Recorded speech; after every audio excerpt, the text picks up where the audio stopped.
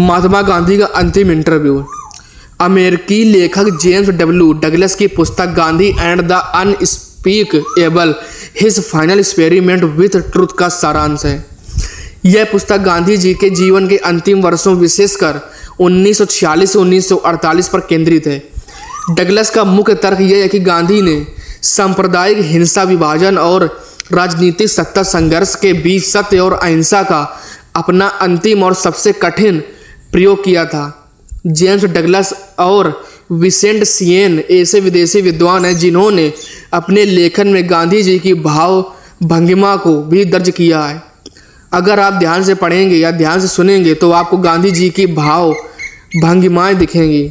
गांधी जी ने दिल्ली की हिंसा को रोकने के लिए 13 जनवरी से 18 जनवरी 1948 तक अपने जीवन का अंतिम आवरण अनशन किया और इसमें वे पूरी तरह सफल हुए। गांधी जी ने इस अनशन पर पूरी दुनिया की नज़र थी। एक 78 साल के बूढ़े आदमी जिसकी रूह नोआखाली, बिहार व कलकत्ता में अनशन करते थक चुकी थी, वह बूढ़ा आदमी आज़ादी के तुरंत बाद एक बार फिर अपनी जनता से हिंसा रोकने की अपील कर रहा था। गांधी जी के आमरण अनशन के सफल होने के लिए पूरी दुनिया से लगातार संदेश प्राप्त हो रहे थे, लेकिन अमेरिका में एक पत्रकार ऐसा भी था जो उनके इस उपवास की सफलता और गांधी जी की हत्या की आशंका व्यक्त कर रहा था। उसे पूर्वाभास हो गया था कि गांधी अगर इस उपवास में सफल हो गए तो कट्टरपंथी उन्हें किसी भी कीमत पर जिंदा नहीं छोड़ेंगे। उस पत्रकार का नाम था विसेंट सियेन। 18 जनवरी को जब दिल्ली में पूरी शांति हो गई और सभी पक्षों ने गांधी जी को लिख कर दिया कि वे अब हिंसा नहीं करेंगे, तब गांधी ने अपना अनशन समाप्त किया। अचानक उसी रात को विसेंट सियेन ने अपने लेखक दोस्त विलियम सरर, जिन्होंने rise and fall of third Reich पुस्तक लिखी थी, को फ़ोन किया और कहा कि मुझे तुमसे ज़रूरी मिलना है, तुम अभी आ जाओ। विलियम सरर जब उनसे मिलने गए तो सियेन ने कहा कि मैं जल्द गांधी से मिलना चाहता हूँ क्योंकि गांधी जी की मौत आने वाली है।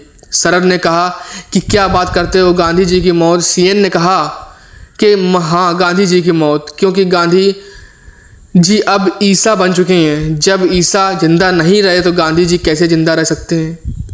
विसेंट सियेन और विलियम सरर ने तुरंत तैयारी की और हिंदुस्तान आए। 27 जनवरी की शाम विसेंट सियेन और अपने मित्र के साथ गांधी जी से मिलने की तीव्र इच्छा से भरकर वर्मांड स्थित अपने फार्म हाउस से बिड़ला हाउस पहुँचे। सियेन को निरंतर यह भय सता रहा था कि जल्दी ही गांधी जी की हत्या हो सकती थी। सियेन चाहते थे कि वे दूसरे विश्व युद्ध और अणु बम के बाद उनके सामने उभरे मुश्किल सवालों को गांधी जी के सामने रखते हैं, लेकिन वे इस भयावह आशय से प्रेरित थे कि इसके पहले ही गांधी जी की हत्या हो जाएगी।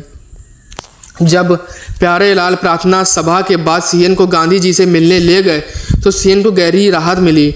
वह लंबा रिपोर्टर और ठिगना सत्याग्रही कमरे में बिछी चटाई पर एक दूसरे की बगल में चलते रहे, जिस दौरान सियेन महात्मा गांधी के सामने अपने सवाल दागते रहे। सियेन ने कहा, मैं कर्म और कर्म के फलों के साथ बातचीत शुरू करके आपके सामने प्रस्ताव रखता हूँ।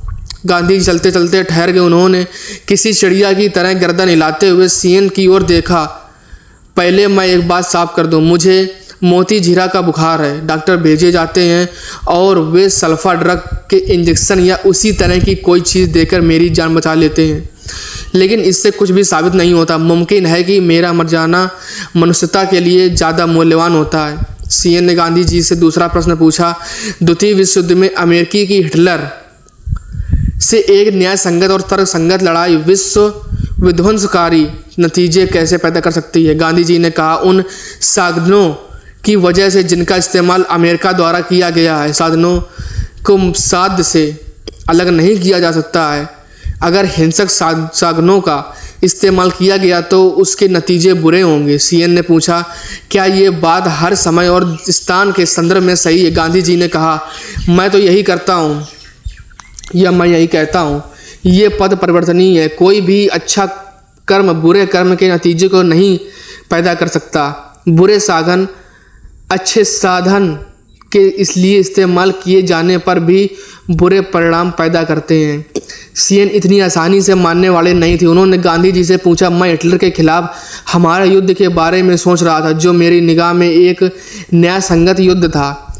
मैं उनमें से कुछ नेताओं को, रूजवेल्ट और चर्चिल को जानता था, जो हमारे पक्ष के थे। फिर यह कैसे मुमकिन हुआ कि फांसीवाद की बुराई के खिलाफ हमारी लड़ाई, जो एक सच्चे अर्थों में न्याय संगत युद्ध था, उसने उन नतीजों को पैदा किया जिनका सामना हम कर रहे हैं। गांधी जी सीएन की ओर झुके। उन्होंने गहरी उदासी के साथ विनम्रतापूर्वक कहा, आपके साध शुभ हो सकते हैं, लेकिन आपके साधन अनभुन अशुभ थे। ये सत्य की ओर ले जाने वाला मार्ग नहीं है। सीएन ने कहा, जो लोग हम पर हुकूमत करते हैं, जाहिर है उनका सरोकार कर्म के सत्य की बजाय कर्म के फलों से होता है। तब फिर हम पर अच्छे ढंग से शासन कैसे किया जा सकता है? गांधी जी ने कहा, आपको अमेरिका अपनी दौलत की उपासना करना बंद कर देना चाहिए। एक प्रतिनिधित्वशाली लोकतंत्र की रूपरेखा रखी जानी चाहिए, जिसमें भ्रष्ट लोगों को उन लोगों द्वारा पदच्युत कर दिया जाना चाहिए जो भ्रष्ट नहीं है। सीएन ने पूछा, मतलब आपका क्या है, सत्ता भ्रष्ट करती है? हाँ, गांधी जी ने कहा, मुझे अफसोस है कि मैं यही कह रहा हूँ, सत्ता भ्रष्ट करती है। गांधी जी ने कहा था, एक शुभ परिणाम हासिल करने के लिए अहिंसा परामर्शवाक है। उस मुलाकात के अंत में गांधी ने सीएन से कहा कि उनसे दोबारा मुलाकात का वे स्वागत करेंगे और इसे एक स्थायी निमंत्रण की तरह लें। इस मुलाकात के बाद सीएन ने लिखा, गांधी जी ने बहुत विनम्रता के साथ एक ऐसे स्वर में जिसे सुनकर किसी दुश्मन का दिल भी पिघल जाता, और मैं दुश्मन नहीं था, कहा कि मेरी मुहिम अभी पूरी नहीं हुई।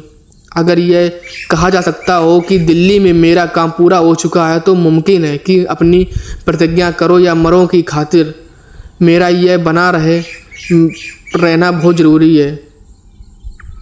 इस मसले का कल फैसला लिया जाएगा। इस रिपोर्टर ने गांधी जी की हत्या के बाद संयुक्त राष्ट्र अमेरिका लौटने पर लिखा था, उनको मालूम था कि मैं हताशा की ओर बढ़ती अवस्था में यह जानने के लिए मैं सत्य क्या है आधी दुनिया पार करके उनके पास आया था। इतना तो वो कुछ ही मिनटों में सहज ही समझ गए थे, और उन्होंने नतीजों की परवाह किए बिना मुझे तुरंत से ये समझाया, मेरी उम्मीदों या संभावना के एकदम परे जिस चीज़ से मेरा सामना हुआ वह दैवीय करुणा की अभिव्यक्ति थी।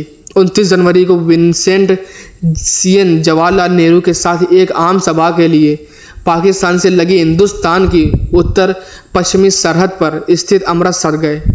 29 जनवरी की उस आखिरी रात बिस्तर पर सोने जाने से ठीक पहले उनकी देखभाल में लगे एक सहयोगी से बात करते हुए गांधी जी ने एक बार फिर कहा था कि अगर मैं एक पुरोहित हूँ तो होने का मैं दावा करता हूँ, तो मुझे अपनी एक श्वास में ईश्वर का नाम जप करते हुए अपने हत्यारे को जवाब देना होगा। अगर कोई व्यक्ति मेरे आर पार गोली भेजता हुआ मेरे जीवन का अंत करता है, तो मैं उसकी गोली को बिना किसी परवाह के सह लूँगा या किसी कराह से सह लूँगा, और ईश्वर का नाम लेते हुए अपनी आखिरी सांस लेता हूँ। तभी मैं अपने दावे पर खरा उतरता माना जाऊँगा।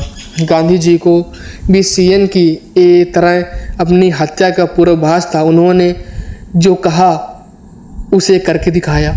गांधी जी को हत्यारे गोडसे ने 30 जनवरी 1948 को शाम 5:17 पर प्रार्थना को जाते एक 78 ईयर्स के महात्मा गांधी को गोली मारी। तब वह महात्मा उनका हत्यारा एक दूसरे के सामने प्रणति की मुद्रा में झुके थे। गांधी जी के अंतिम शब्द थे, हे Ram. Gandhi and the unspeakable, his final experiment with truth, James वी डगलस। गांधी दर्शन। आपने ये रिकॉर्डिंग सुनी तो ये रिकॉर्डिंग कैसी लगी मुझे कमेंट में ज़रूर बताइएगा।